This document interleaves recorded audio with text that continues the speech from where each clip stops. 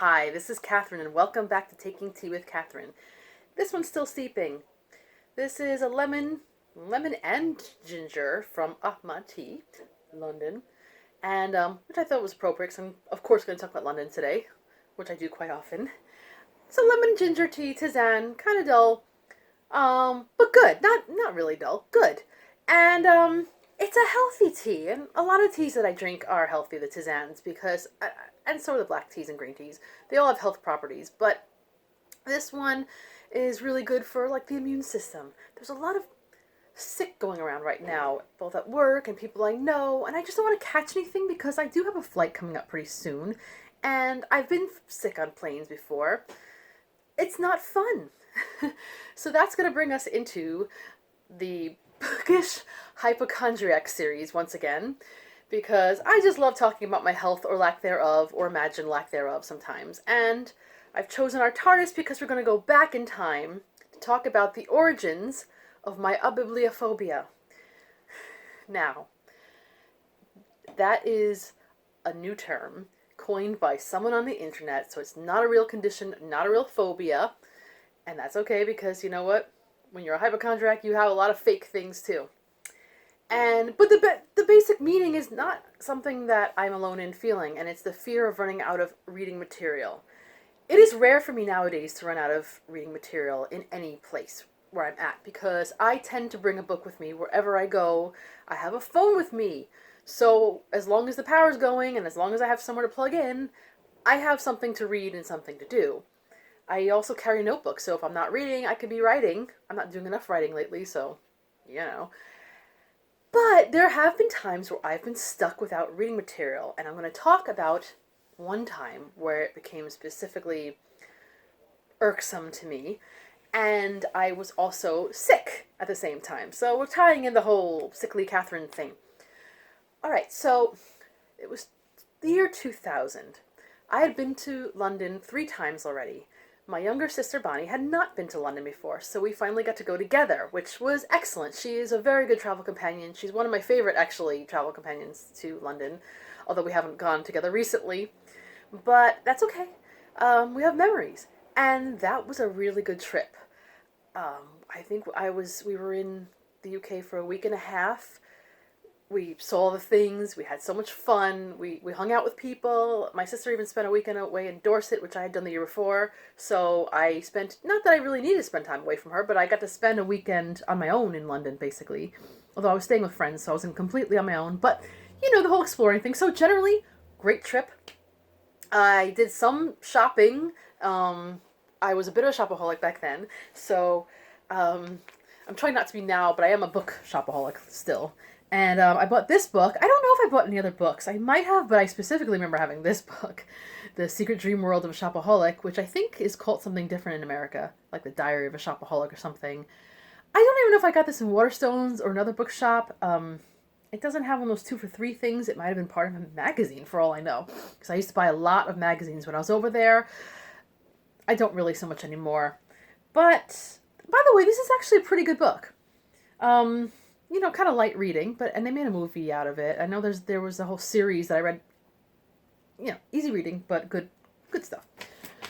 Problem was that toward the very end of the trip, I suddenly came down with one of those colds. You know, where your throat is sore and you're still having a good time, but you're just not feeling quite right, and you know you're gonna have to go back to work soon, feeling bleh. And you know, I bought some kind of meds in the drugstore. Didn't help enough. The last day of the trip was a rainy day, so it didn't help. But we still had a good trip, and we flew round trip on Air India. There's a lot of reasons why we did that, but suffice it to say, it was a good price. The problem with Air India is that there wasn't, at least back then, I'm talking about almost 20 years ago, so now it could be completely different and it could be completely wonderful. But at the time, and I have to say, having Indian food on a flight is not a bad thing. It was good. That was not a problem, because it wasn't too, you know, spicy, because I'm sensitive, another thing. But I wasn't feeling well, and I had a girl sitting in back of me, a little girl, who kept kicking my seat, and for some reason I chickened out and didn't tell her father, I think she was only with her father, or whoever he was, to cut it out. I don't know, I just didn't want confrontation. And I know my sister was sitting near me. I don't remember if we had an extra seat between us or not, because I felt like I might have had room to stretch out, but I was not able to sleep. And I could have used that sleep, because I wasn't feeling good. But I was stuck. Someone just dropped something outside. It sounded like a lot of boxes. I'm so distractible. So I couldn't sleep. So that was one thing I couldn't do. It was not, even though in that time period there were flights, like Virgin Atlantic had this already. There were, the whole deal of where you have your own screen and you could pick all kinds of TV shows and movies to choose from. I know my trip in 1998 had that. I'm not sure about the one in 99. So there was only one option for in-flight entertainment, and that was one, as far as I know, only one film that they showed, and it was on one of those screens that you have to plug in to listen to, and it's far away, and it was at an angle. And by the way, I was in my heyday of loving Bollywood, and it was a Shah Rukh Khan movie. And I like Shah Rukh Khan, but I just wasn't in the mood to commit to the subtitles, even if there were subtitles even, I don't even remember. But I wasn't in the mood to commit to that whole movie, and that was like the only thing I had. But wait a minute, Catherine, didn't you just buy a book? Yes. But I finished it before we took off, or at least within the first few minutes of the flight. Otherwise, there was a little, sleeve of magazines in the back of the plane, or newspapers, and I know I went through those really quickly. There was an article about John Lennon and what he would have been like at that age, because this was right around his, 60th birthday. So, yes, I remember that because I was desperately looking for things to read, things to do, and I was just so nasal and throaty and cold probably and miserable and bored. And I said to myself back then, because I was away from my dark ages. There was a couple of years before that where I really wasn't reading a lot. I was out of that. I was a big reader already, and I was like, I will never go without a book. Without a book if I can help it. I carry far too many things with me. I almost always have a backpack now. And I am crazy about having enough reading material to at least get me through the day. If I know I'm getting toward the end of a book, I will carry another book with me. Usually a paperback, or a smaller volume of something. But I'm going to carry something. Even if I have my cell phone, even if I have my notebook, even if I have other little things.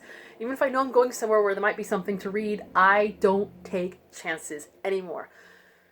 Hold on, Catherine. What about e-readers? That is a good idea. You can carry a whole thing full of things to read and not run out.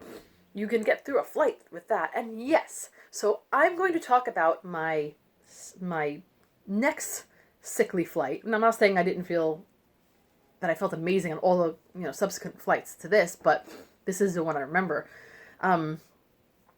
So 2012, I took my first full-on solitary trip to London, and it was great. When I say it was great, I had a lot of issues. I don't want to talk about it, even on this Bookish Hypochondriac, but I had a root canal right before I left, and I was on antibiotics and other things. So I was a bit of a hot mess for that whole trip, to be honest. Other things that are TMI. But generally it was a good trip. But again, I think it was the very last day. Like, I had a later flight during, so I had kind of most of the last day to just hang out. Like, I checked out of my hotel, but left my luggage there, And I was like, oh no, I'm coming down with something. This is hard. This is not good. But I was prepared this time because I knew sleeping might not be part of my deal. I'm not great at sleeping on planes either way, even if I have the whole plane to myself. And I have had space on planes before where I've had a 3-seater to myself and I still really can't sleep. Unless it's the other way, the red eye, I might get a few hours in, but not coming back from London. It's just really hard for me. Just how it is. But this time I was prepared. I had bought that year a Nook from Barnes & Noble. And that had, at least, I remember specifically a book that I was reading on there. It was a historical novel. And I had a library book with me, a physical book. So I was totally prepared for this flight in case I didn't have reading material. And yet this time I needn't have been worried because I had all the in-flight entertainment at my fingertips. I had another empty seat next to me and a woman next to that who was perfectly harmless. I had a window seat, which nowadays I don't do because of a claustrophobia thing, or whatever it's called, when you don't like being next to people so much. And I like just being on the aisle. But a window seat is more conducive to resting, let's face it, because you can kind of lean on that. I don't know how clean that is, but you can. But not only did I have in-flight entertainment, and I'm pretty sure I watched at least one film on the way back, but they had audiobooks, which is something, one day I'm going to go into a little more why I'm not that into audiobooks or e-books or whatever. But, and it's personal opinion, it has nothing to do with anyone else, not discouraging or encouraging anyone.